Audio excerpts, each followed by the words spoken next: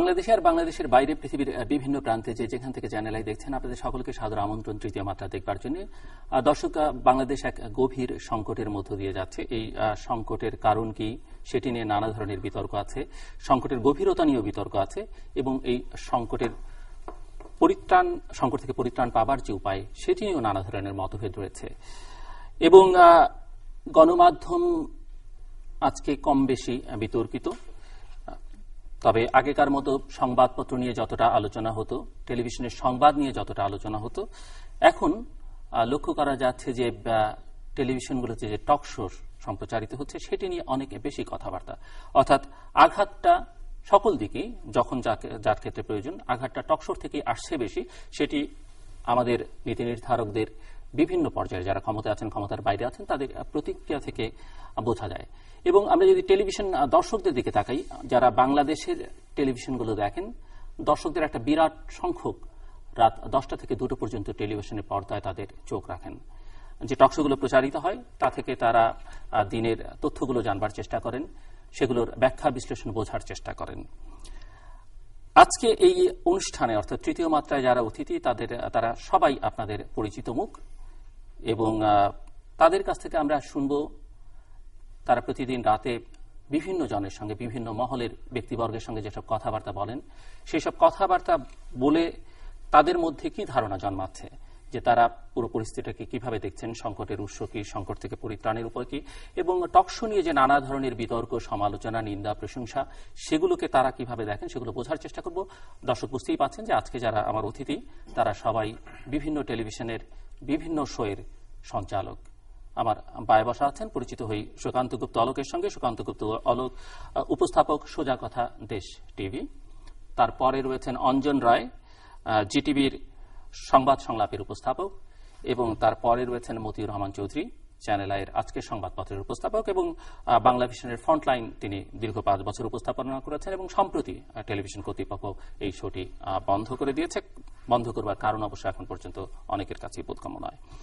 আমার ডানে রয়েছেন নবনীতা চৌধুরী, অত্যন্ত পরিচিত মুখ, 71 টেলিভিশনের 71 জার্নালের উপস্থাপক। তারপরে রয়েছেন আরেকজন জয় মামুন, উপস্থাপক 24 ঘন্টা যমুনা টিভি, এবং তারপরে রয়েছেন রুবায়েত ফেরদৌস, আর টিভির গোল টেবিলের উপস্থাপক। তাদের প্রত্যেকেরই নানা ধরনের পরিচয় আছে, সেই সব পরিচয়ে আজকে তারা এখানে নন। এবং দর্শক, আমরা চেষ্টা করব যে আগামী 2 দিন, কারণ অনেক টেলিভিশন, অনেক শো, অনেক হোস্ট, তাদের মধ্যে আরো কয়েকজনকে আগামী 2 দিনে এই অনুষ্ঠানে উপস্থাপন করবার চেষ্টা করব এবং তাদের মতামত জানবার চেষ্টা করব। যদিও সঞ্চালকদের সেই অর্থে মতামত রাখবার কোনো সুযোগ নেই।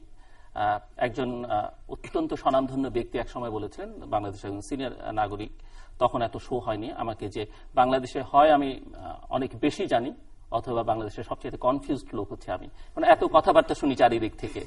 সো আপনাদের কাছে আমার সেটি যে আপনারা আসলে, আমরা প্রতিদিনই কথা শুনি, শো এর মধ্যে শুনি, বাধ্য হয়েই শুনি, শো এর বাইরেও তো নানান লোকজনের সঙ্গে ইন্টারাকশন হয়।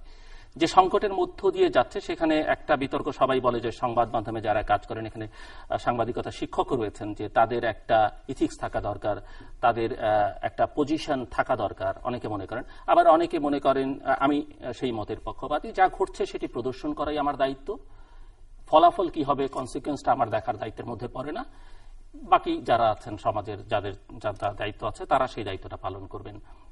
একটা নিরপেক্ষ নির্মোহ অবস্থান থেকে এটি নিয়ে বিতর্ক রয়েছে। আন্তর্জাতিক গণমাধ্যমে কাজ করেন মতিউর রহমান চৌধুরী, তিনিও এটি ভালো বলতে পারবেন। তো আমার যেটি, আপনারা সব জেনে বুঝে নিজের মতামত যদি এখানে চান উপস্থাপন করতে পারেন, অথবা নিজেকে একদম সবকিছু থেকে বাইরে নিয়ে গিয়ে যাদের কথাবার্তা শোনেন, যাদের সঙ্গে আপনাদের ইন্টারাকশন হয় অন এয়ার অফ এয়ার, সেখান থেকে আপনাদের মধ্যে কি ধারণা, অর্থাৎ পরিস্থিতিটা আপনারা কি মনে করছেন যে বাংলাদেশ কোথায় যাচ্ছে।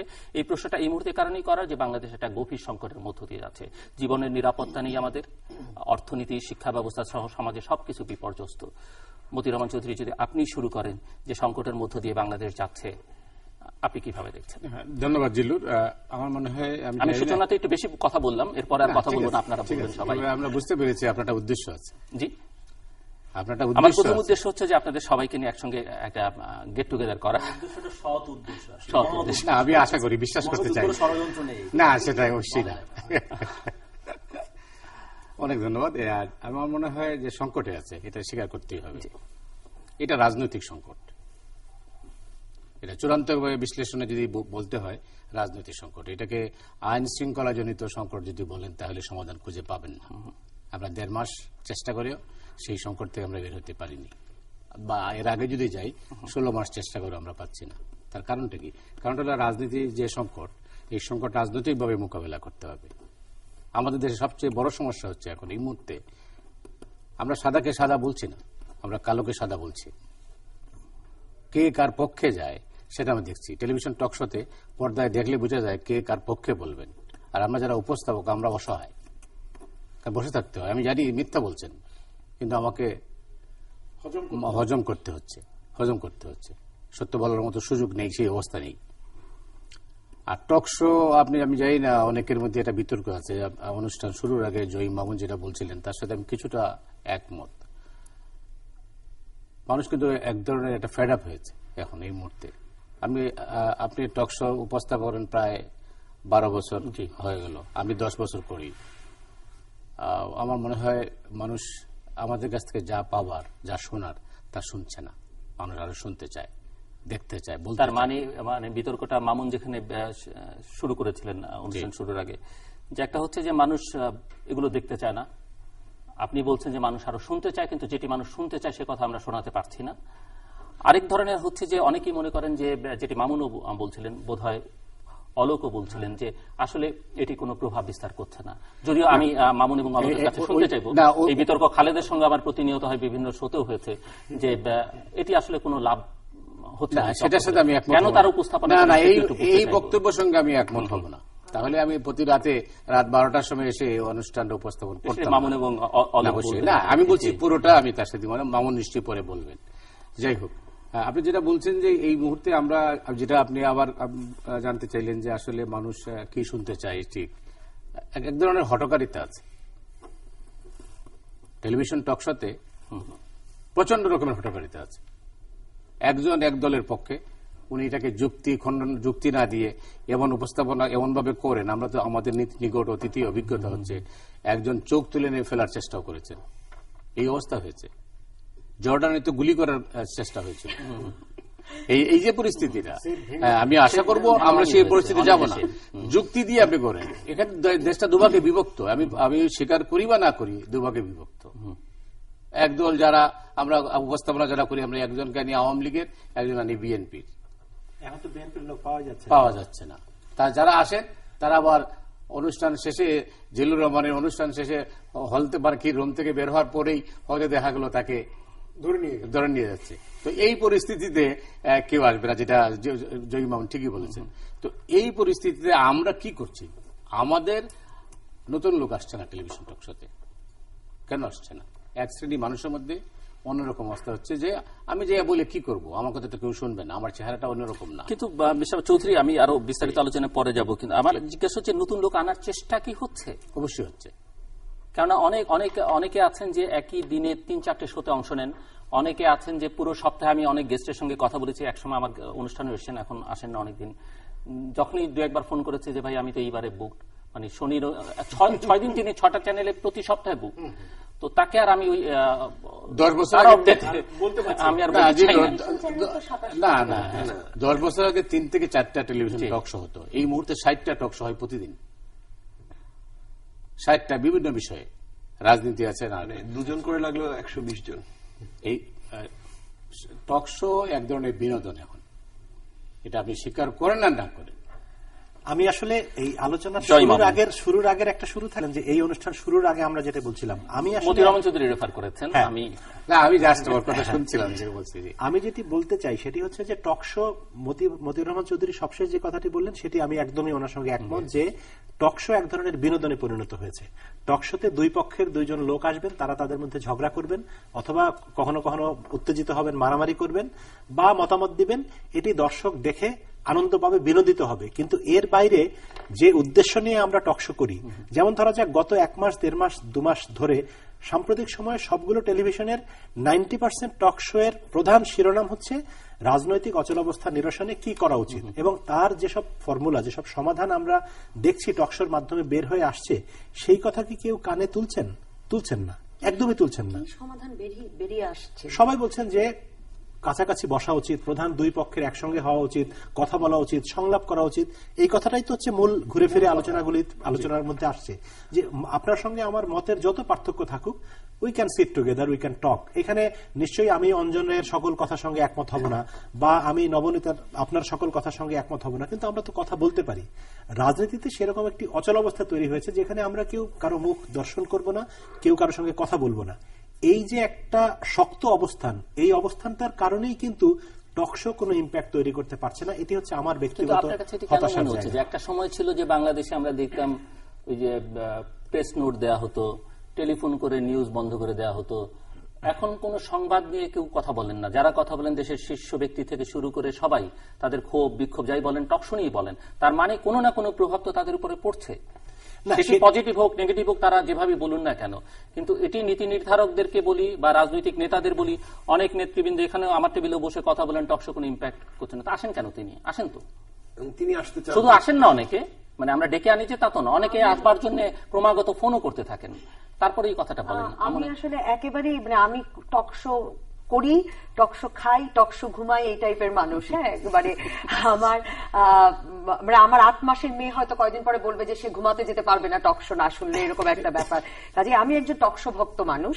সেই জায়গা থেকে যদি আমি বলি যে টকশো ইম্প্যাক্ট ফেলছে না, এই জিনিসটা আমি একেবারেই মানে মনে করি না। আমার মনে হয় যে আমরা আসলে মামুন ভাই যে জায়গাটা থেকে কথা বলছিল না যে টকশোতে তো সমাধান আসছে, সে সমাধান শুনছে কে, আমার মনে হয় যে আমরা টকশো করি একটা প্রিকনসিভড আইডিয়া নিয়ে যে আমরা একটা প্রেসক্রিপশন জাতিকে দিতে চাই, আমরা একটা সমাধান দিতে চাই রাজনীতিবিদদেরকে বা জনগণকে। এই সমাধানটা এই টেবিল থেকে বেরিয়ে আসবে, এই জায়গাটা থেকে যদি আমরা ভাবি তাহলে আসলে অনেক হতাশার হয়তো জায়গা থাকে। কিন্তু যদি আমরা সেভাবে দেখি যে ধরুন বাংলাদেশে তো আসলে আমরা সারাক্ষণ মানে আমি আমার অনুষ্ঠানেও বারবার এই প্রশ্নটা করি যে মানে আমরা সংলাপ বলি, বাংলাদেশে খুব অর্থপূর্ণ সংলাপ রাজনৈতিক ইতিহাসে কবে হয়েছে, বা খুব বড় ধরনের খুব সমাজ পরিবর্তনকারী সংলাপ আলোচনার মানে আমরা কি আসলে জাতিগতভাবে সেরকম কিনা সফল কোনো সংলাপ হয়নি বাংলাদেশের ইতিহাসও নেই। কিন্তু তো আমরা দেখুন আমরা কিন্তু চায়ের বা টেবিলে সফল হওয়াটা ঠিক না, কিন্তু সেই অর্থে কোন পার্বত্য চট্টগ্রাম বিষয়ে যে সংলাপ হলো সেটা কিন্তু সফল, মানে সংলাপ সফল হয়েছে, কিন্তু সেটি অনেকটা আরোপিত, কিন্তু সেটিও বুঝতে হবে এবং আরোপিত যে সেটি শান্তিচুক্তির সমস্যা নিয়ে তো বলতেই হবে। আমি যদি সফল হয়েছে আমার যেটা মূল জায়গাটা ছিল যে কাজে আমরা একটা আইডিয়া নিয়ে কাজটা করছি যে আমরা একটা সমাধান বের করে আনবো। আমরা বারবার সংলাপের কথা বলছি, কিন্তু আমার মনে হয় যে টকশো হচ্ছে গিয়ে যে বাঙালি সমাজকে সবচেয়ে ভালো করে রিপ্রেজেন্ট করে, যে সেখানে এসে আসলে 3 জন 2 জন 4 জন তার মত দেন, সে যেটা বিশ্বাস করেন সেটাই এসে ভেতরে বলেন এবং সেই বিশ্বাসটা নিয়েই বাইরে যান, এবং যারা দেখেন তারা সেটা থেকে নিজেরা নিজেদের বিশ্বাসটা ছাড়িয়ে নেন। কারণ আপনি মানে আমরা যদি 4টা বন্ধু একটা চায়ের টেবিলে আড্ডা দিই, আমরা কিন্তু আসলে একদম একমত হই না, এবং আমরা শেষ পর্যন্ত রাজনীতি নিয়ে কথা বলি। মানে বলছিলেন যে টকশো বিনোদন, আমাদের বাঙালিদের আসলে বিনোদনেরও তো সবচেয়ে বড় জায়গা রাজনীতি। কাজে মানে আমার মনে হয় যে টকশো আমাদেরকে খুব ভালো রিপ্রেজেন্ট করে। মামুন বলছিলেন না, আমি নবনীতার কথা সূত্র ধরে একটু বলতে চাই। নবনীতা বলছিলেন যে বিশ্বাস থেকে বলেন, এখানেও আমার একটু ভিন্ন মত। আমার ভিন্ন মতটা হচ্ছে যে আমার অভিজ্ঞতা থেকে আমি অনেক বছর ধরে বিভিন্ন ধরনের টকশো করে দেখেছি যে আমাদের রাজনৈতিক নেতৃবৃন্দের বক্তব্য হচ্ছে কোন কথা বললে আমার নেত্রী খুশি হবেন অথবা কোন কথা বললে আমার নেতা খুশি হবেন, সেই বিষয়টি মাথায় রেখে তারা কথা বলেন। এবং আমার অভিজ্ঞতা এরকমও রয়েছে যে তিনি খুব তর্ক করলেন, ফাইট করলেন স্টেজে, লাইভ শোয়ে, লাইভটা শেষ হয়ে যাওয়ার পরে আবার এসে বললেন যে ভাই বোঝেনি তো, মানে আমাদের নেতারা এগুলি দেখেন, আমরা যদি এইভাবে না বলি তাহলে তো ওনারা সন্তুষ্ট হবেন না, বলবেন যে কি তোমাকে কেন পাঠাই টেলিভিশনে। তো এখানে সমস্যাটা হচ্ছে যে বিশ্বাস থেকে বলেন তা না, সবসময় একটা টেন্ডেন্সি থাকে যে কি বললে আমার নেতা খুশি হবে, আমার দল খুশি হবে, ওই জায়গাটা। ফলে শুধু রাজনীতিবিদদের ক্ষেত্রে নয়, সেটা সুশীল সমাজের নবনীতা আমি একটু অন্যদের কথাও শুনে আসবো, এবং যেটি আসলে সবার শেষে আলোচনা করতে চাইছিলাম সেটি সবার আগে আলোচনা উঠে আসলো। এবং যে সংকটের মধ্য দিয়ে বাংলাদেশ যাচ্ছে সেই প্রসঙ্গে আপনাদের মতামত একটু শুনতে চাইছি, দর্শকরা হয়তো আগ্রহ করবে। আপনারা কি ফিল করছেন যে সংকটটি রাজনৈতিক না? বাংলাদেশের এখনকার সংকট অবশ্যই রাজনৈতিক সংকট, এবং যে কোনো রাজনৈতিক সংকটের সমাধান রাজনৈতিক ভাবেই হওয়া উচিত। কথায় থাক, আমি আবার পরে বিস্তারিত। নবনীতা, আমার আসলে এই বিষয়ে বিস্তারিত বলবার আছে, কিন্তু হ্যাঁ, সংকট তো নিশ্চয়ই রাজনৈতিক, কিন্তু সংকটের মামুন ভাই যেমন বলছিলেন যে প্রতিদিন টকশোতে সমাধান আসছে সংলাপ, আমি মনে করি না যে সংলাপে আসলে সমাধান হবে, এবং আমি মনে করি না যে সেই সমাধানটা প্রতিদিন আসছে মানে ঐক্যবদ্ধভাবে। আমি একটু মামুন ভাইয়ের কাছ থেকে ঘুরে আসতে চাই আগে, এবং যেটি আমাদের আলোচনা এসেছে, আমাদের যারা টকশোতে আসছেন প্রতিদিন তারা কিন্তু কিছু কিছু সমাধান দিচ্ছেন, কিন্তু সেক্ষেত্রে আমার একটি ব্যক্তিগত প্রশ্ন আছে। এই প্রশ্নটি হয়তো অনেকে ক্ষুব্ধ হবেন দর্শকরা, যে আমাদের দেশে যারা সমাধান দিচ্ছেন টকশোতে বসে, তারা কি সমাধান করার এখতিয়ার রাখেন কিনা? কারণ আমাদের প্রধান প্রধান রাজনৈতিক দল থেকে বড় বড় পরিবারের মধ্যেও নেই গণতন্ত্র এবং পরস্পরের কথা শোনার বিষয়টি। সুতরাং যিনি টকশোতে এসে সমাধান দিচ্ছেন, আবার আমি জয় মামুনের কাছেই যাব, যে তিনি কিন্তু টকশো শেষে গত 8 বছরে আমার অভিজ্ঞতাও বলে, তাহলে অঞ্জন প্রশ্ন আসবে, তাহলে আপনি টকশো কেন করেন, তাদেরকে ডেকে আনেন কেন, তাদের কথা কেন শুনেন? এটি হচ্ছে একটি ক্ষোভের কথা। দ্বিতীয় কথা হচ্ছে আমি কেন করি, এর উত্তরটি হচ্ছে এটুকুই, যখন আমরা হয়তো অনেক রকম হতাশায় ভুগছি, বলছি যে টকশোয়ে হচ্ছে না বা হচ্ছে, যারা বলছেন তিনি কিন্তু দেখছেন। আবার যিনি বলছেন টকশোয়ে না বললে বলা যায় না, তিনি আবার 3 দিন পর আপনাকে ফোন করছেন, জিল্লু সাহেব অনেকদিন তো দেখা হয় না।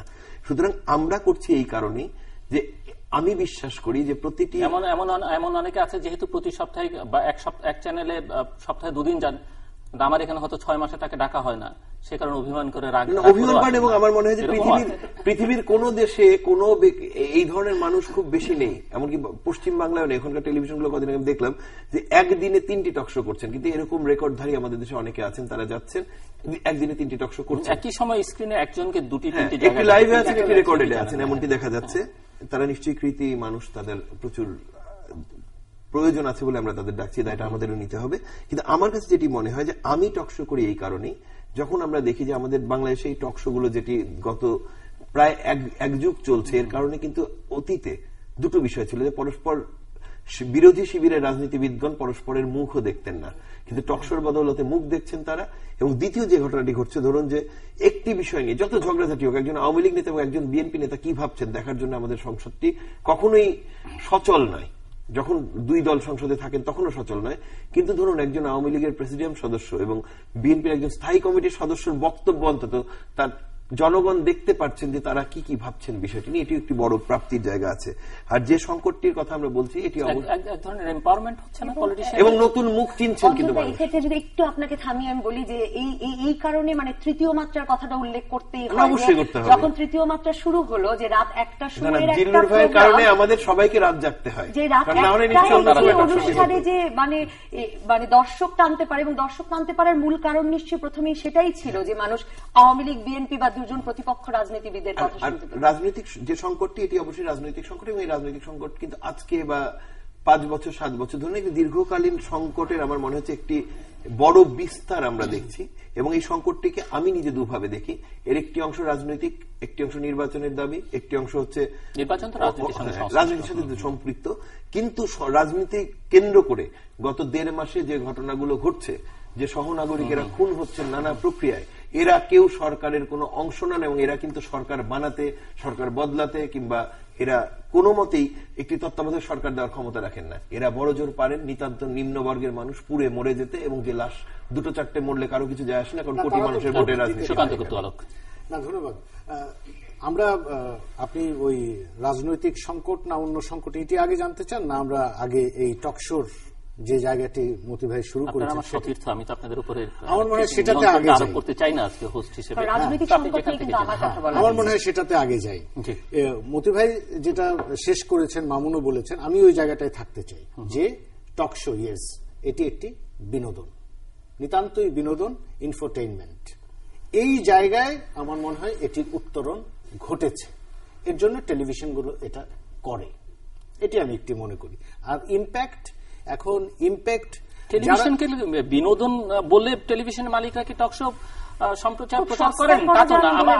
আমার মনে হয় এটা তো পৃথিবীর ব্যাপী, খুব কম খরচে টকশো করা যায়, কিন্তু দর্শকরা দেখেন বলে তারা সম্প্রচার করেন। তাহলে ওই সময় দেখেন বলে আপনাকে তো এই বাস্তবতাটি বিবেচনা করতে হবে যে আপনি বাংলাদেশে আছেন, বাংলাদেশের টেলিভিশন, বাংলাদেশের জনসমাজ, বাংলাদেশের মানুষ, তাদের মন মানসিকতা, তাদের সবচেয়ে বড় খাদ্য রাজনীতি। সো তারা এটি পছন্দ করছে, যে আমরা দেখতে চাই যে কারা কি বলে। এটি সে গ্রহণ করছে, গ্রহণ করে ইম্প্যাক্ট কি, ইম্প্যাক্টের জায়গাটি কিন্তু খুব নড়বড়ে।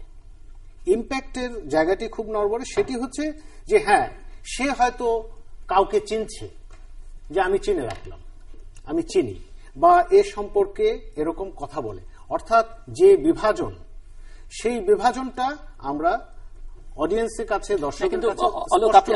আপনি কি মনে করেন না যে টকশোর এই আলোচনাগুলো কোনো প্রভাব ফেলেছে, কোনো সিদ্ধান্তকে পরিবর্তন করতে ভূমিকা রেখেছে সরকারের বা রাজনৈতিক দলগুলোর? এগুলোতে কোনো প্রভাব পড়ে বলে মনে হয়? সেটি আছে, সেটি খুব নগণ্য মনে করছে, খুব নগণ্য। বা জনগণের মধ্যে এক ধরনের অ্যাওয়ারনেস তৈরি হচ্ছে, সেটি আছে। সেটি তো বলছি, সেই অ্যাওয়ারনেস হলো, সেটি সে খাদ্য হিসেবে গ্রহণ করছে, কিন্তু সেই অ্যাওয়ারনেসটি কিন্তু এটি কোনো পজিটিভ ক্ষেত্রে কিন্তু খুব কাজে দিচ্ছে বলে আমি মনে করছি না। আর সংকটের কথা অবশ্যই রাজনৈতিক সংকট, হ্যাঁ, সেটি আমি স্বীকার করছি। কিন্তু এই রাজনৈতিক সংকট থেকে বেরোনোর উপায়টি, এটি নিয়ে যথেষ্ট বিতর্কের জায়গা। অনেক ধন্যবাদ। আমার মনে হয় আমি টকশোকে খুব সিরিয়াসলি নেই। এটা খুব দুঃখজনক হবে যদি টকশো বিনোদন হয়ে যায়। আমি যেটা মনে করি যে একটা ডেমোক্রেটিক সোসাইটি মানে হচ্ছে মাল্টিপল ভয়েসেস, বিভিন্ন মত থাকবে, বিভিন্ন কণ্ঠস্বর থাকবে। টকশো কিন্তু সেই মাল্টিপল ভয়েসেসকে আনতে পারে, যতটা পারা সম্ভব ততটা হতে পারে না, সেই সমালোচনা আমরা করছি। যে কারণে আমরা কেন এটি পপুলার হয় আমি অনেক ভাবার চেষ্টা করেছি, আমি আর্টিকেলে লিখেছি। তা আমাদের সমাজটা হচ্ছে পুরো উপমহাদেশীয় ভারত সমাজের ওরাল সোসাইটি। আমরা কথা বলতে পছন্দ করি, আমরা আড্ডা দিই, যেটা দেখবে মহাভারত রামায়ণ কিন্তু বহু বছর ধরে কথায় কথায়, মুখে মুখে।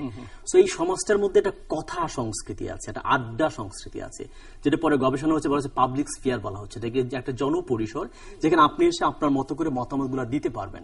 যেটা পুকুর ঘাটে হতো, আড্ডার জায়গায় হতো, সেই জায়গাটা একটা মডার্ন টেলিভিশন মাধ্যমের মধ্যে সেই পাবলিক স্ফিয়ারটা তৈরি করছে। কিন্তু পাবলিক স্ফিয়ারের যেটা সংজ্ঞা হচ্ছে যেখানে সবাইকে আসতে দিতে হবে। কিন্তু আমি দেখেছি যে সংকটের কথা বললেন 200 জন, এইটা অ্যাঙ্কর হিসেবে আমারও দায়িত্ব আছে, কিন্তু সবসময় পারি না, মালিক কিংবা প্রডিউসার এদের কারণে। সেখানে বলা হচ্ছে আমাদের টকশোগুলো মোটা দাগে হচ্ছে খুব প্রো এলিট, প্রো আরবান এবং প্রো মেইল। প্রধানত এখানে পুরুষরা আসে, প্রধানত শহরের লোকরা আসে, শিক্ষিত লোকরা আসে। ঢাকার বাইরে কি লোকজন নয় কথা বলার মতো?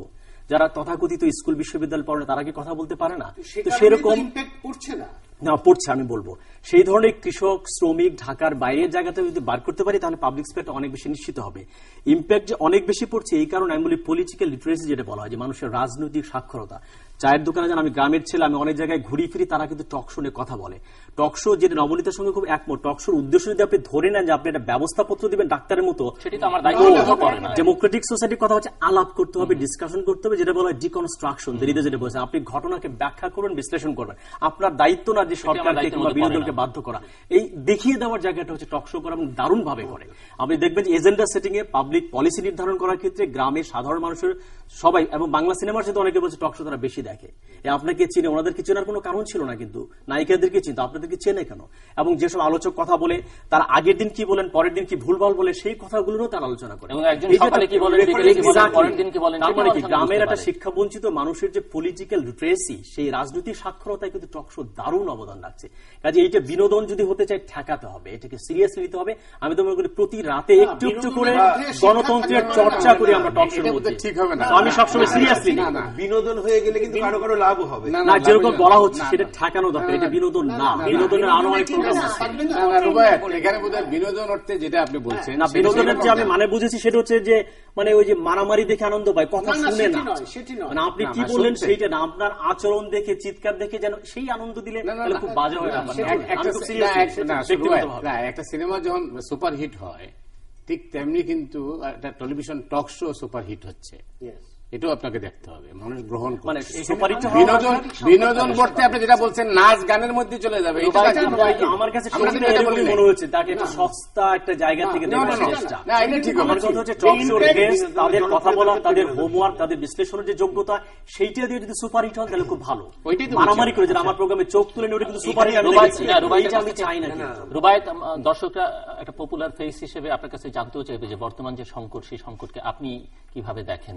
না, সেই সেটা খুবই স্পষ্ট। আমরা সংকটকে কিভাবে দেখি সেটা যদি আওয়ামী লীগ কিভাবে দেখে, আওয়ামী লীগ কিন্তু বলছে যে স্বাভাবিকভাবে সব চলছে, আর বিএনপি বলছে খুব শান্তিপূর্ণ ভাবে চলছে। তো যাদের কাছে আমরা বলছি আওয়ামী লীগ বিএনপি ঠিক করবে, তারা কি এটাকে কোট আন কোট স্বাভাবিক এবং শান্তি মনে করছে। কাজে সংকটের সমাধান আওয়ামী লীগ বিএনপির থেকে আসবে না, কারণ তারা এটাকে সংকট মনেই করছে না। আর একজন আমি সামাজিক বিজ্ঞানের ছাত্র হিসেবে মনে করি যে পলিটিক্যাল সায়েন্সের বইয়ের প্রথম শব্দ হচ্ছে গভর্নমেন্টের সংজ্ঞা কি, গভর্নমেন্ট বাই ডিসকাশন। পৃথিবীর যত বড় সংকট হোক, যত বড় সমস্যা হোক, আপনাকে আলাপ করতে হবে। এটা হচ্ছে ডেমোক্রেসির বেসিক জায়গা।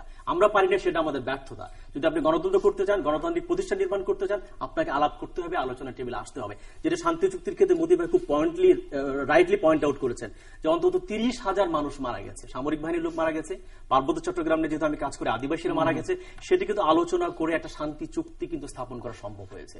সো আপনি মারামারি করেন, রাজপথে রক্তারক্তি করেন, আপনাকে আলোচনা করতেই হবে। এই যে এই আলাপ আলোচনার মধ্যে এই পার্বত্য শান্তি চুক্তিকে টেনে আনার কোনো কারণই দেখি না। তাহলে আগে আসলে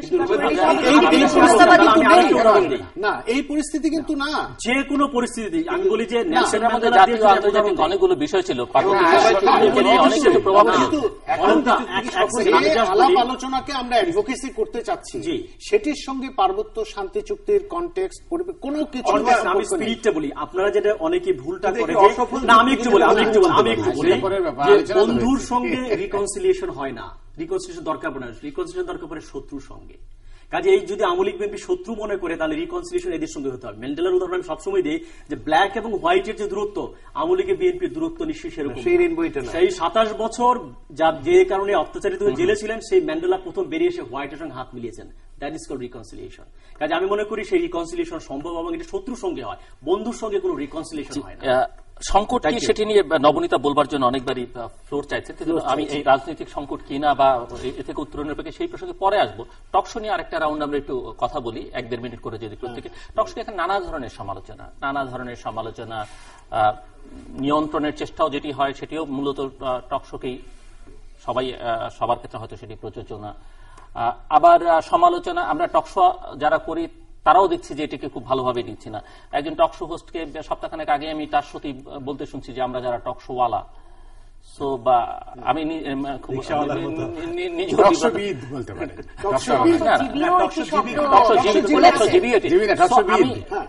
সমালোচনা, আত্মসমালোচনার জায়গা বা আক্রমণ যেগুলো হচ্ছে নানা দিক থেকে, নানা মহল থেকে, সেগুলোকে কে কিভাবে দেখেন? 1-1.5 মিনিট করে যদি আমি শুনতে চাই।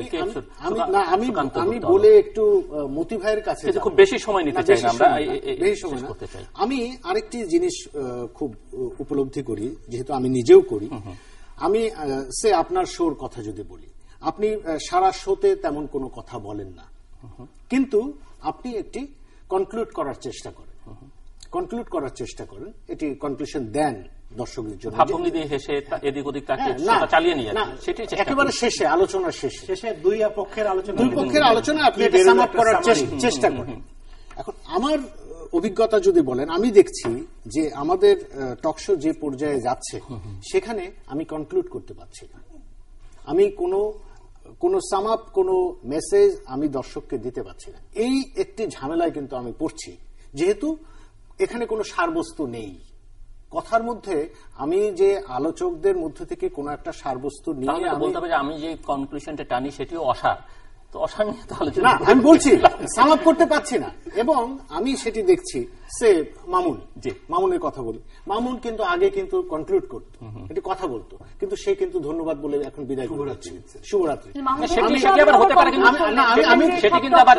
না, সময়ের কারণ তো, সেটি কিন্তু আবার টেলিভিশন চ্যানেলের পলিসিও হতে পারে যে আপনি কিছু, আমি জানি না, সেটি আমি বলবো। অঞ্জন আগে দিত, বন্ধ হয়ে গেছে। মতি ভাই কখনোই দেন না। অনেক ধন্যবাদ। আমার অভিজ্ঞতা হচ্ছে যে আসলে টকশোতে যারা আসেন তাদের বক্তব্য শোনার জন্যই কিন্তু যারা দর্শক তারা বসে থাকেন, আমার বক্তব্য শোনার জন্য নয়। তার কারণটা হচ্ছে আমার হাতে মাইক্রোফোন আছে, আমি ইচ্ছা করলে আপনাকে ভুলভাবে, আমার হাতে যেহেতু আপনার আর সুযোগ নেই, আমি ইচ্ছা করে বলে দিতে পারি ওলোকে এটা বলছেন অথবা জিল্লুরে এটা বলছেন, আমি সেটা বলার সুযোগ নিতে চাই না। এই কারণে আমি শর্ট করতে চাই, প্লাস আমার অবস্থান আমি পরিষ্কার করতে চাই না। আমি নেপথ্যে আমার নিজের অবস্থানটাকে আমি পরিষ্কার করতে চাই না, এই কারণে যেহেতু আপনি যদি আওয়ামী লীগের সমালোচনা করেন আপনি হবেন বিএনপি, আর বিএনপির সমালোচনা করলে হবেন আওয়ামী লীগ, আপনার তৃতীয় কোনো মত থাকতে নেই।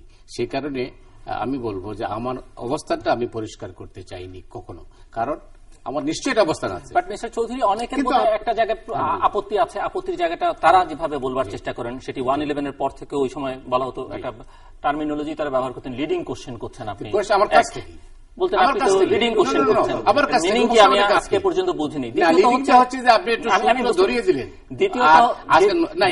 আমি একবার উত্তর দিতে সুবিধা হবে আপনার। দ্বিতীয়ত হচ্ছে ওনারা মনে করেন, অনেকেই মনে করেন যে আমরা গেস্ট সিলেকশনের মধ্য দিয়ে হোস্টরা বা প্রডিউসাররা অনেক সময় এই যে কোন একটা পক্ষ নিচ্ছি নিয়মিত, এইভাবে তারা মনে করে।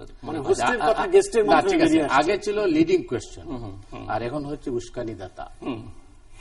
ডিফারেন্স হচ্ছে এই। জয়ী মামুনের একটা বক্তব্যের সঙ্গে আমি জাস্ট ডিফার করবো না, আমি অ্যাড করতে চাই। আমার একটা অভিজ্ঞতা হচ্ছে বাংলা ভিশনের টক শোতে 2 জন অতিথি, আমি অনুষ্ঠানটা শেষ করতে পারি নাই, 3.5 মিনিট আমি চেষ্টা করেছি, পারি নাই, পরে আমাকে সুইচ অফ করে দিতে হয়েছে। তার কারণটা কি জানেন? গেস্ট কারা ছিলেন জানেন? এই সমাজে বাংলাদেশের স্ট্যান্ডার্ডে 2 জন ভালো রাজনীতিবিদ, ডক্টর আব্দুর রাজ্জাক ফ্রম আওয়ামী লীগ আর আরেকজন হচ্ছেন আমির খসরু মাহমুদ চৌধুরী, বিএনপি। খুবই এত ভদ্রলোক, তারা বিশ্বাস করতে পারে একটা বক্তব্যকে কেন্দ্র করে ডক্টর রাজ্জাক জিয়াউর রহমান সম্পর্কে মন্তব্য করলেন। উনি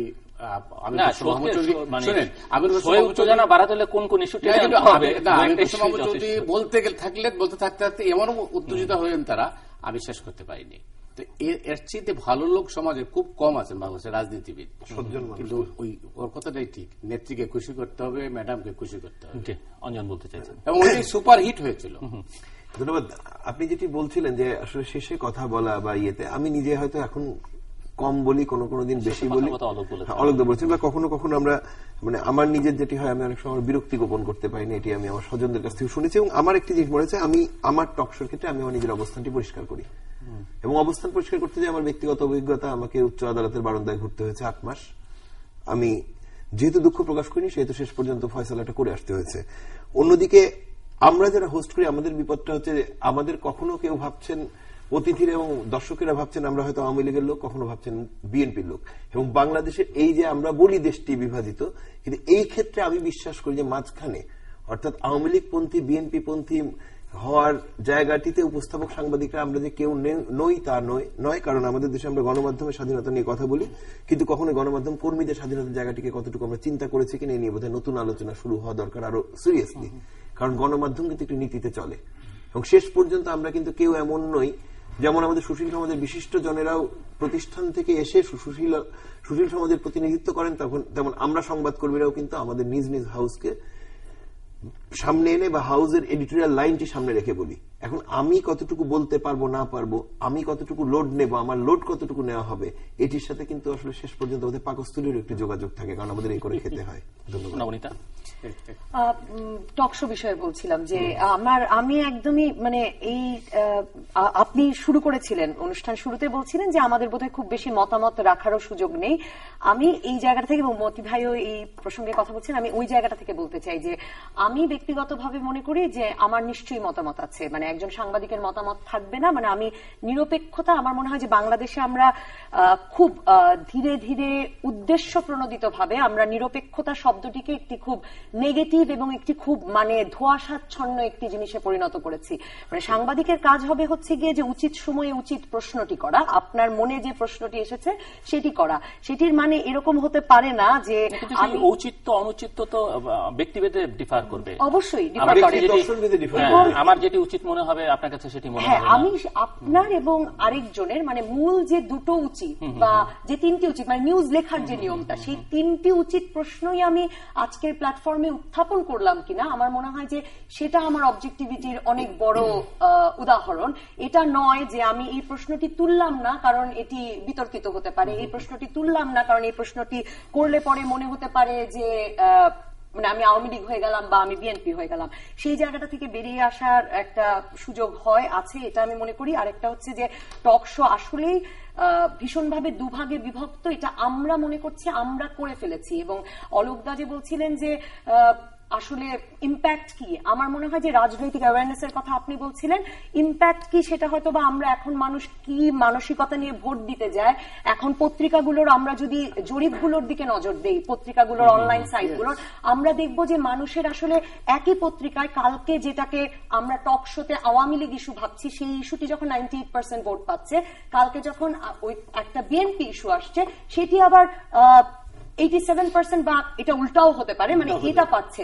তার মানে কি যে এই একই পাঠক সে নিরপেক্ষভাবে ভাবতে পারছে, সে অবজেক্টিভলি দেখতে পারছে। আমি একটা ছোট্ট উদাহরণ দেই যে এই 5ই জানুয়ারির পরেই যদি বলি যে এই 5ই জানুয়ারির পরে একটা প্রায় সপ্তাহখানেক পেট্রোল বোমার এই আতঙ্ক শুরু হওয়ার আগে আমরা নিয়মিত আমাদেরকে টক শোতে আমরা যখন বলে গেছি বা আমাদের সংবাদকর্মীরা বলে গেছেন যে খালেদা জিয়া অবরুদ্ধ আছেন, সাথে সাথে আমরা আক্রমণের শিকার হয়েছি না, উনি যে কোনো জায়গায় যেতে পারেন। এই অবরুদ্ধ শব্দটা আপনারা বানিয়েছেন, অবরুদ্ধ কেন বলছেন? ঠিক আছে, অবরুদ্ধ না, তাহলে উনি ওই কার্যালয়ে আছেন, ওনাকে বেরোতে দেওয়া হচ্ছে না সেটা বলবো। এই শব্দ নিয়েও ধরা হয়েছে এবং তখন ভাবা হয়েছে যে আমরা পুরোপুরি একটা সরকার বিরোধী অবস্থান থেকে কথা বলছি। আবার যখন আমরা পেট্রোল বোমার বিপক্ষে বলছি তখন সাথে সাথে ধরে নেওয়া হচ্ছে যে আমরা আওয়ামী লীগের পক্ষে বলছি, আমরা সংলাপ চাই না। কিন্তু আওয়ামী লীগ আদৌ সংলাপ চায় কিনা, বিএনপি আদৌ সংলাপ চায় কিনা, এই পুরো বিষয়টি কিন্তু টকশো আমরা যারা করি, টকশোতে আমরা যারা আসেন, টকশো যারা দেখছেন, কেউ জানেন না। মামুন, আমি আসলে মানে এত কথার ঘেরে হারিয়ে ফেলা না, মানে আমি বুঝতে পারছি না যে কোন জায়গা থেকে শুরু করব। আমি আসলে রুবায়েতের একটা জায়গা থেকে শুরু করতে চাই। আমার ওই কথাটি খুব পছন্দ হয়েছে যে সামাজিকভাবে বাংলাদেশের মানুষ আসলে টকশো প্রবণ, এই অঞ্চলের মানুষ টকশো প্রবণ। টকশো শব্দটা হয়তো আমরা টেলিভিশনে প্রবর্তন করেছি, কিন্তু আপনার নিশ্চয়ই মনে আছে আপনি যখন স্কুলে পড়তেন মফস্বলের রেস্টুরেন্টের মধ্যে লেখা থাকতো এখানে রাজনৈতিক আলোচনা নিষিদ্ধ। কারণ কি? কারণ হচ্ছে যে রাজনৈতিক আলোচনা একবার শুরু হলে এটি আর শেষ হয় না, 3 ঘন্টা 4 ঘন্টা চলে যায়, আর চলতেই থাকে। অন্য কাস্টমার আসতে পারে না দোকানে, ওর বিক্রি বন্ধ ওই দিনের জন্য। ওই জন্য ও লিখে রাখতো রাজনৈতিক আলোচনা নিষিদ্ধ। আমাদের টকশোর টেবিলেও ঠিক তাই। আপনার তৃতীয় মাত্রা বলেন বা যে কোনো প্রোগ্রামে বলেন, আপনার গেস্টদের কথা কিন্তু কখনো শেষ হয় না, এরা কথা বলতেই থাকে। আমার নিজের অভিজ্ঞতা, আমি 15 মিনিটের টকশো করেছি, আমি 3 ঘন্টার টকশো করেছি, কখনো আমাদের গেস্টরা কথা শেষ করতে পারেন না। সেই জন্য আমাকে একটা পর্যায়ে অ্যাঙ্কর হিসেবে জোর করে শেষ করতে হয় যে ভাই এখানেই শেষ, আজকের মতো ইতি, খোদা হাফেজ, শুভরাত্রি, গুড নাইট, যা যা বলা সম্ভব। ফলে এই যে অতিকথনের প্রবণতা বাঙালির, এটি সবসময় ছিল। আমরা টেলিভিশনরা এই গ্রামীণ ফোন বা অন্যান্য বাণিজ্যিক প্রতিষ্ঠানের সহায়তায় এটিকে একটা ব্যবসার উপকরণ হিসেবে উপস্থাপন করছি। এর মধ্যে কিছু রাজনীতি, কিছু পক্ষপাত, কিছু বিনোদন, সবকিছু মিলে একটা জিনিস হচ্ছে। এর দুটো ইম্প্যাক্ট, একদম ইম্প্যাক্ট কিছু নেই তা না। প্রথম ইম্প্যাক্ট হচ্ছে যে, সেটিও আমি একটু পেছনে ফিরে যাই। এই অনুষ্ঠান শুরুর আগে আমরা বলছিলাম যে রাস্তায় যদি আপনি 10 জন লোককে এখন জিজ্ঞেস করেন যে এই রাজনৈতিক সংকট সমাধানের উপায় কি, 8 জন বলবে সংলাপ। কারণ টক শোতে এত বেশি সংলাপ হচ্ছে, সংলাপ সংলাপ শব্দটা এত বেশি আসছে যে মানুষ বিশ্বাস করা শুরু করছে যে সংলাপই বোধহয় আসলে সমাধান। কিন্তু সংলাপ আসলে সমাধান কি না, নবনীতের কথা ঠিক যে সেটি তো বিএনপি বলেনি, আওয়ামী লীগও বলেনি, আমরা টকশো যারা করি, আমাদের গেস্টরা বলেন। কিন্তু যাদের জন্য বলছি তারা এটিকে আদৌ কর্ণপাত করছেন কিনা আমরা জানি না। তারপরে ইম্প্যাক্ট হচ্ছে, হ্যাঁ, মানুষের মধ্যে ওই সচেতনতাটুকু তৈরি হচ্ছে। এর বাইরে খুব প্র্যাকটিক্যাল কোন সমাধান হয়েছে বলে আমার মনে হয় না। অনেক ধন্যবাদ। আমি যেটা বলবো যে অলোকদা যেটা বলেছেন সেটা খুব হেজিমনিক মনে হবে যে আমি দর্শকের উপর আমি আমার সিদ্ধান্ত দিলাম, সে চিন্তা করবে। দর্শক এরকম না, দর্শক খুব ক্রিটিক্যাল। আলোচনার ভিতর দিয়ে দর্শক নিজে এটা সিদ্ধান্ত নেবে। চাইলে আপনি সারাংশ দিতে পারেন, দিলেই যে সে নিবে ব্যাপারটা তো এরকম না, তার একটা নিজস্ব জাজমেন্ট আছে। কাজে দর্শকদেরকে আমরা যেন খুব আন্ডারমাইন না করি, সেটা খুব ভুল হবে। আর যেটা আমি আগেই বলেছিলাম যে যদি আমার ফ্রিডম থাকতো, আমি যেহেতু কোনো টিভিতে কাজ করি না, বাইরে থেকে এসে কাজ করি, তাহলে আমি কিন্তু এই টকশোকে আরো বেশি ধরেন যে এই যে pro elite, pro urban, pro male থেকে বেরিয়ে একটা গ্রামের মানুষ, সাধারণ নারী অর্থনীতিবিদ, নারী রাষ্ট্রবিজ্ঞানী, অনেক বেশি এটাকে রিপ্রেজেন্টেটিভ যেটা বলা দরকার সেরকম টকশো করা সম্ভব। এবং যেটা কোয়ালিটি আলোচনার কথা বলেছেন সেটাও মনে করি চ্যানেলগুলো ব্যর্থতা, চাইলেই এটা করা সম্ভব। যদি একটু ব্যাকগ্রাউন্ড গবেষণা করি, একটু রিসার্চ করে আমি আসি কাকে ডাকবো, তাকে যদি হোমওয়ার্ক করতে বলি, সেটাও তো আমরা দিই না আসলে। কেন দিন? ওই যে 200 লোককে যে আমরা বারবার ডাকবো বলে ঠিক করেছি, ওই 200 লোক তো 3 চ্যানেলে যাবে একবার করে। সো এটা যদি বাড়িয়ে দেন আপনি সংখ্যাটা, ঢাকার বাইরে প্রযুক্তির অনেক সুবিধাও আছে, আজকাল বাইরেও নিশ্চয় সম্ভব, সেইটা কিন্তু যদি খরচটা একটু আমরা বাড়াতে পারি, একটু গবেষণা করি, টিম ভালো রাখি, তাহলে কিন্তু অনেক দূর এটাকে নিয়ে যাওয়া সম্ভব। কোয়ালিটি টক্স যেটা, সেটা কিন্তু সম্ভব। আমি একটু যোগ করবো অলোকদা, সেটি হচ্ছে যে রোবাই যেটি বললেন যে 200 লোককে আমরা বিভিন্ন জায়গায় নিয়ে যাই, এটি এক অর্থে ঠিক আবার অন্য অর্থে ঠিক না। কারণ আপনি যখন 12 বছর আগে বা 14 বছর আগে তৃতীয় মাত্রা শুরু করেছিলেন, তখন হয়তো বাংলাদেশের হাতে গোনা 20 জন 30 জন গেস্ট ছিল টক শো এর। পরবর্তী 10 বছর পরে যদি আপনি দেখেন, সেই 30 জনের জায়গায় কিন্তু 300 জন হয়েছে। আমরা, আপনি, আমরা যারা টক শো করি, মতি ভাই, আমরাই কিন্তু নতুন নতুন গেস্টের সংখ্যা পর্যন্ত মোরলেস 2000 এত বছরে 15 বছরে, কিন্তু যেদিন আপনি শুরু করেছিলেন সেই কথা যদি আপনি বলেন, এর মধ্যে অনেকে অসংখ্যবার এসেছে। হ্যাঁ, ওই সময় তো এত লোক ছিল না বাংলাদেশে। গত 10 বছরে নিশ্চয়ই 1000 নতুন গেস্ট আপনি তৈরি করেছেন, যারা প্রথম তৃতীয় মাত্রায় এসছে বা প্রথম আমার অনুষ্ঠানে এসছে। আজকে আমি একজন নতুন লোককে নিয়ে আসলাম, পরদিন কিন্তু উনি মতি ভাইয়ের অনুষ্ঠানে যাবেন। আজকে নবনীতে একজন আনলেন, পরের দিন তিনি অলোকের অনুষ্ঠানে যাবেন। এইভাবেই কিন্তু গেস্ট তৈরি হচ্ছে। আজকে একটু আগে হিসাব দিচ্ছিলেন অঞ্জন যে 600 জন গেস্ট লাগে প্রত্যেক দিন বাংলাদেশে। তো প্রতিদিন যদি 600 জন লোক লাগে, 600 না 120 180 হোয়াটএভার, 100 জন লোক যদি লাগে, সপ্তাহে 700 জন লোক লাগে। কিন্তু আমরা গেস্টকে এইভাবে বিবেচনা করছি যে না, আমার এরকম গেস্ট থাকতে হবে, তাদেরকেই ডাকতে হবে। আমি প্রতিদিন, যদি আমার এটা কারেন্ট অ্যাফেয়ার্স হয়, আমি কি বিষয় নিয়ে আলোচনা করব, তার সঙ্গে রিলেভেন্ট গেস্ট কে হতে পারে তাকে ডাকবো। আমরা তো রিলেভেন্ট, আমরা ধরেন ডক্টর মাহবুব ব্র্যাকের মাহবুব হাসান, উনি যে টক শোতে আসতে পারেন, এটা কি 10 বছর আগে কেউ জানতো?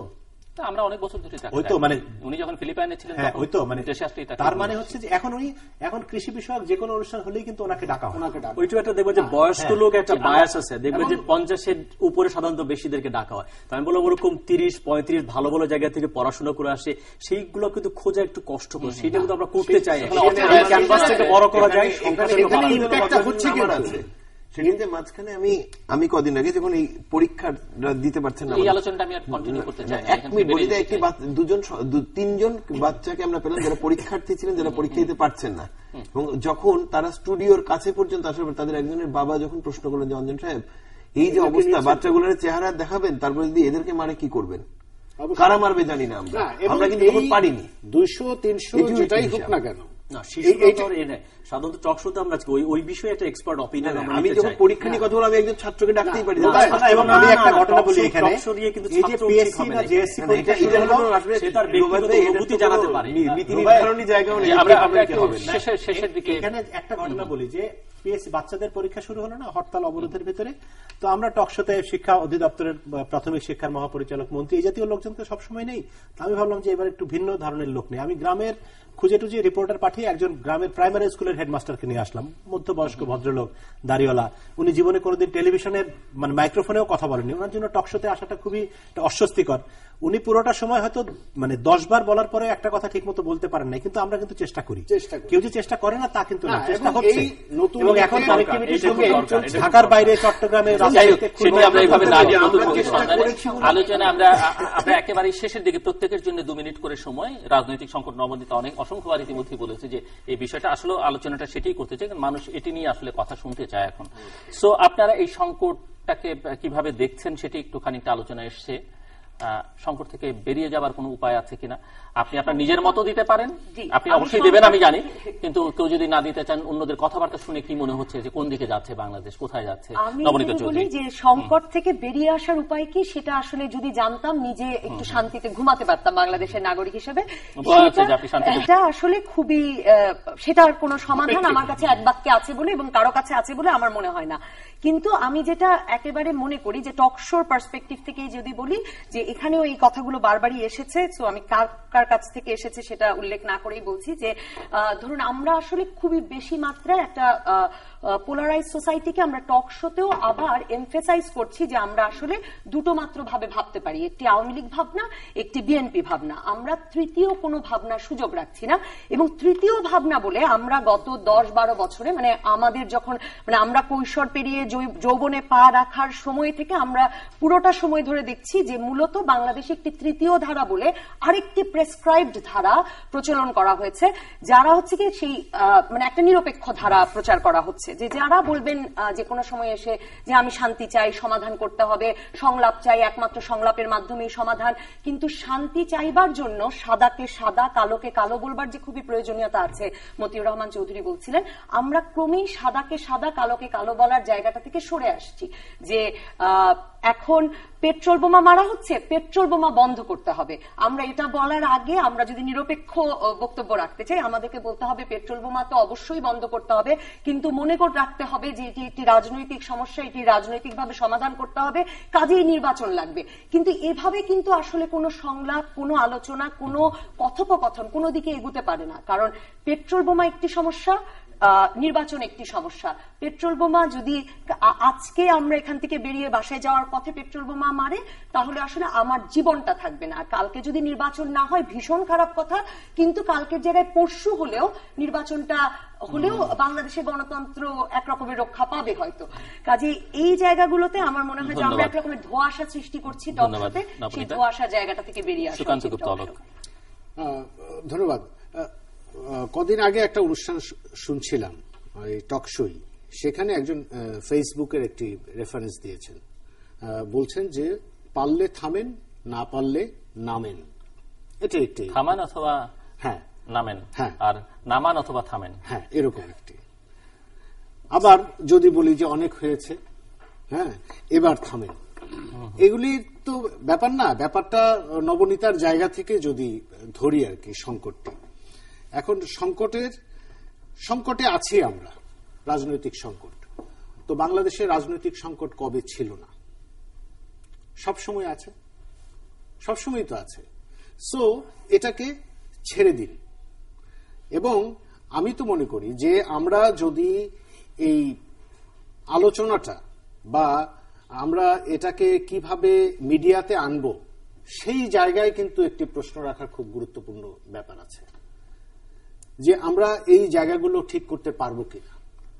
যে দুজনের জেদকে আমরা ফোকাস করলাম না, তাতে কি আমার টেলিভিশনের নিউজ বুলেটিন চলবে না?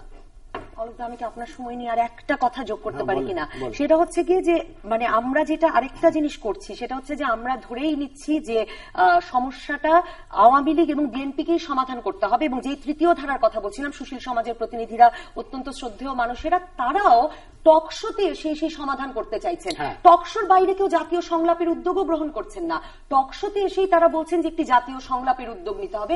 এগুলো আমাকে একজন নাগরিক হিসেবে খুব বিস্মিত করে, যে আমরা তার মানে আসলে টকশোকেই বকা দিচ্ছি, টকশোর বিষয়ে হতাশা প্রকাশ করছি, কিন্তু টকশোতে এসে সেই সমাধানের কথা বলছি।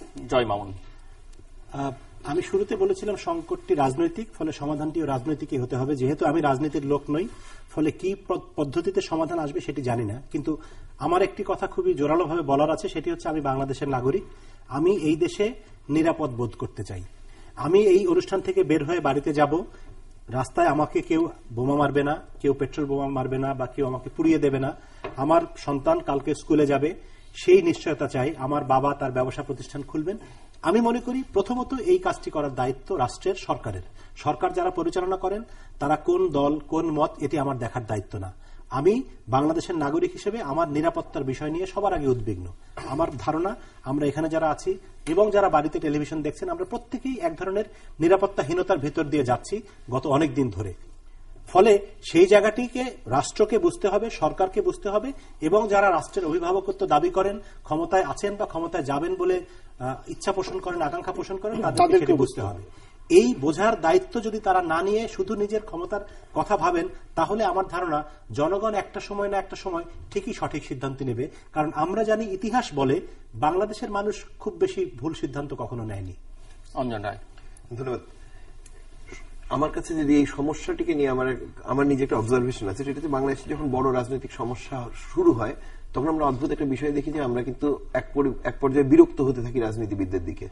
এবং আমাকে মার্জনা করবেন যে আমরা তখন দেখি যে বিশিষ্ট জনেরা উদ্যোগ নেন, কিন্তু বিষয়টি রাজনীতির। এবং যে দেশটি মুক্তিযুদ্ধের মধ্যে দিয়ে স্বাধীন হয়, যে দেশটির জন্য 30 লাখ মানুষ জীবন দেয়, সেই দেশের রাজনৈতিক সমস্যা রাজনীতিবিদেরাই সমাধান করবেন। এবং রাজনীতিটি কিন্তু বা মুক্তিযুদ্ধটিও খুব এলিট ভদ্রলোকের বিষয় ছিল না, একদম মাঠে ময়দানের মানুষের বিষয় ছিল।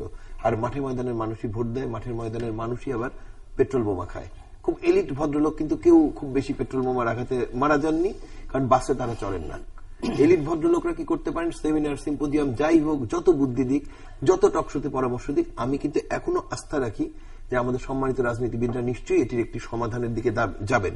কারণ যদি এটি সেই র্যাডক্লিফের দাগের স্বাধীনতার একটি দেশ হতো, বুঝতাম যে ভদ্রলোকদের মতো ভদ্রলোকের বিষয় আছে এখানে, অত ভদ্রলোকের জায়গা নেই। এবং রাজনীতিবিদরা প্রয়োজনে কঠোর হবেন, রাজনীতিবিদরা প্রয়োজনে নমনীয় হবেন, কিন্তু তারা আমাদের সমস্যার সমাধান করবেন। এবং শুধু একটি সংলাপে সমাধান না, বাংলাদেশের বোধহয় বহুবিধ সংলাপ হওয়া উচিত। বাংলাদেশের মুক্তিযুদ্ধের প্রশ্নে সংলাপ, অমীমাংসিত কিছু জায়গা রয়েছে, সংলাপ হওয়া উচিত যে কেউ কিভাবে রাজনীতি করবেন, এবং মুক্তিযুদ্ধের সময় যারা প্রতিপক্ষ ছিলেন তারা এদেশে রাজনীতি করবেন কিনা তার জন্য সংলাপ হওয়া দরকার। বাংলাদেশে আগামী 20টি নির্বাচন অন্তত কিভাবে হবে, উভয় দলের কেউ ভোটের 1 বছর আগে থেকে শেষ করে দিয়ে এই সংলাপ নির্বাচন কেন্দ্রিক না, একদম জাতীয় সংলাপ করতে, এবং তার রাজনীতিবিদদের কথা বলছেন তারা সংলাপ করুক, দেশের মানুষ দেখুক ওনারা কি সিদ্ধান্তে আসতে পারেন, সেটা আমরা লাইভ করব। একদম এই pro elite pro urban pro meal talk show স্টুডিওর বাইরে যাচ্ছে, পর্দার আড়ালে নয়। আমি কারো বাসায় বসে মিটিং করে যে আমি কমিটি করব, ব্রিফিং দেখতে চাই না ভাই, আপনার স্টুডিওতে এসে নয়। জিল্লুর ভাই ক্লিয়ার কাট কথা, কোন ব্রিফিং দেখতে চাই না, কোন রাউন্ড টেবিল দেখতে চাই না, একদম পরিষ্কারভাবে বলুন ওনারা। এবং টকশো দেখতে চাই, টকশোতে বলুন, কিন্তু দেখতে চাই এবং যারা বলবেন তাদের পেছনের রাস্তাটি কতখানি পরিষ্কার সেটুকু দেখতে চাই। তারা 25 জন একমত হয়ে একটি ফর্মুলা দিক না, এবং তাদের পিছনের রাস্তাটিও দেখতে চাই কোন পথে তারা। আমি একটু অঞ্জনদার সঙ্গে দ্বিমত করবো। এটা হচ্ছে যে কোনো ওয়েস্টার্ন ডেমোক্রেসিতে ফর্মুলা আমরা করি, ওয়েস্টার্ন ডেমোক্রেসি টিকেই আছে, শক্তিশালী হয়েছে, প্রত্যেকটা প্রতিষ্ঠান আরেকটা প্রতিষ্ঠানকে চোখে চোখে রাখে। সিভিল সোসাইটির কাজই হচ্ছে যারা ক্ষমতায় যায় কিংবা যেতে চায় তারা ঠিক মতো কাজ করছে কিনা সেটা দেখায়। দেশটি কেবল আওয়ামী লীগ কিংবা বিএনপি না, সিভিল সোসাইটির কথা বলার জায়গা আছে। যে দেশের সিভিল সোসাইটি যত শক্তিশালী সেখানে ডেমোক্রেসি তত শক্তিশালী। না না, আমার কথা বলতে দিতে হবে, নো, এই একাডেমিক্যালি ব্যাপারগুলো বুঝতে হবে।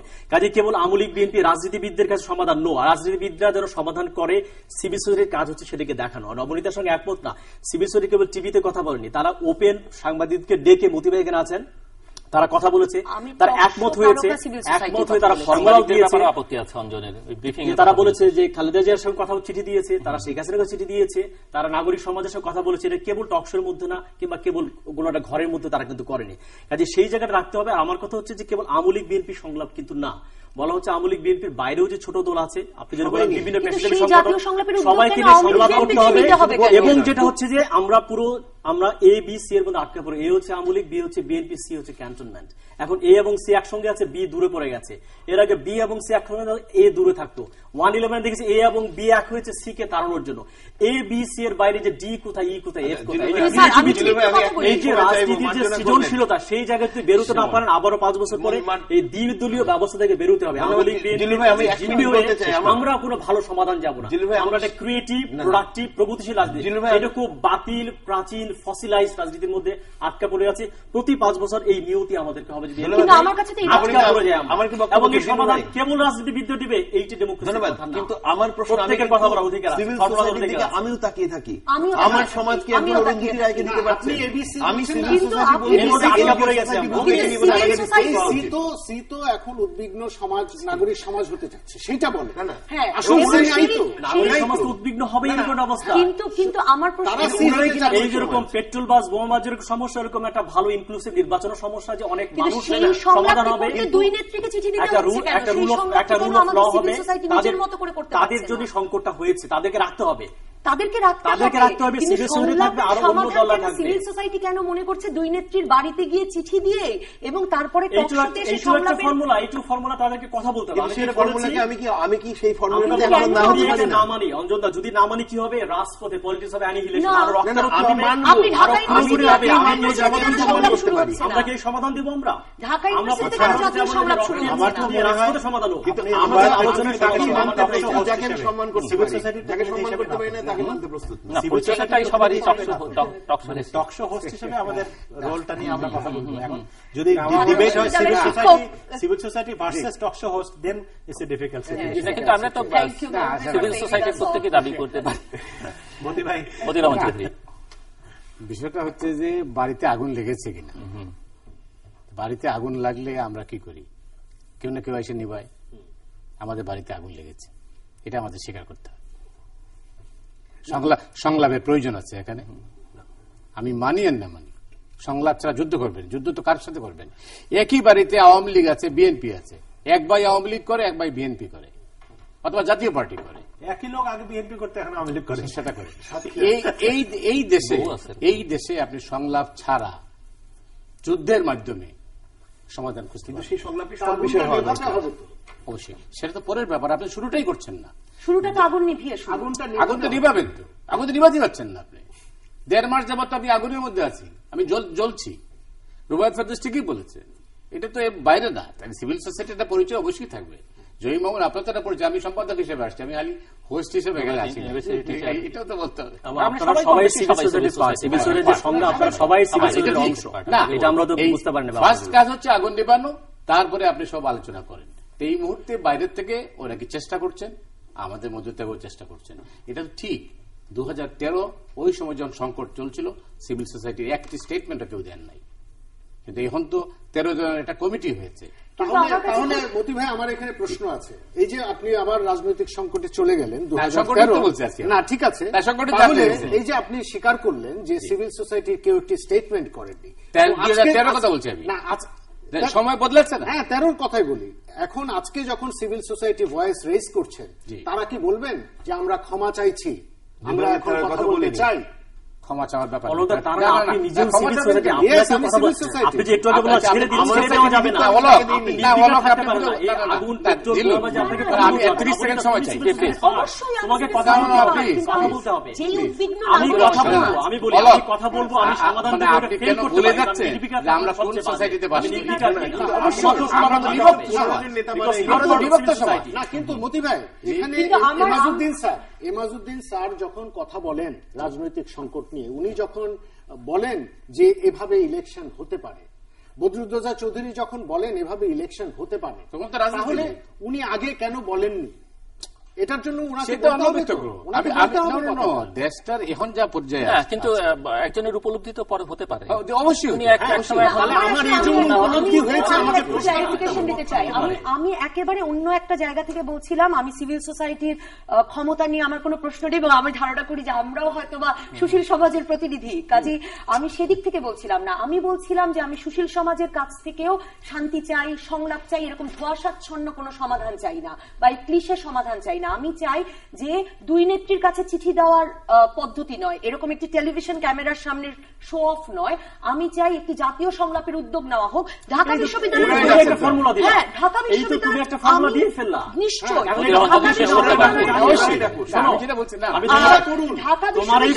সেমিনার পক্ষেও সেটা শুরু হয়েছে, সেটা হয়নি, হয়েছে। আমি বলি ওকে অনেক ধন্যবাদ। আমার সিভিল সোসাইটির যারা ও চমৎকার ফর্মুলা দিয়েছে, কিন্তু নবনীতা এই ফর্মুলা দেওয়ার জন্যই ধন্যবাদ, কিন্তু এই ফর্মুলাটি ফেল করতে পারে, তার মানে ও কিন্তু ব্যর্থ না। আমি নির্বিকার ছিলাম কিনা, কাজে আমাকে কথা বলতে হবে। আপনি যে ছেড়ে দেওয়া যাবে না, এই আমলিক বিএনপির কাছে দেশটাকে ছেড়ে দেওয়া, আপনাকে কথা বলতে হবে, আপনাকে এনগেজ হতে হবে, আমাকে এই রাজনীতিকে শেষ করতে হবে।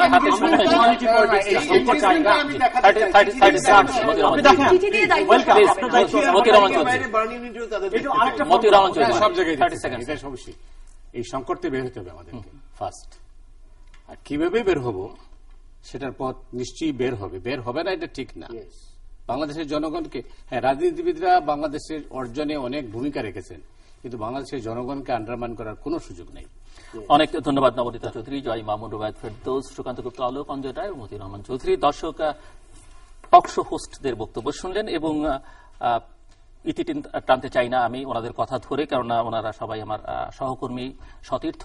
কালকেও আরো 6 জন নতুন মুখ যারা টকশো সঞ্চালনা করেন বিভিন্ন টেলিভিশন শোতে, যে বিষয়গুলো নিয়ে আমরা কথা বললাম তাদের মতামত শুনবো কালকে। অনুষ্ঠান দেখবার জন্য আমন্ত্রণ রইল। দর্শক, আমাদের সঙ্গে থাকবার জন্য অসংখ্য ধন্যবাদ। আপনাদের সবার জন্য শুভকামনা।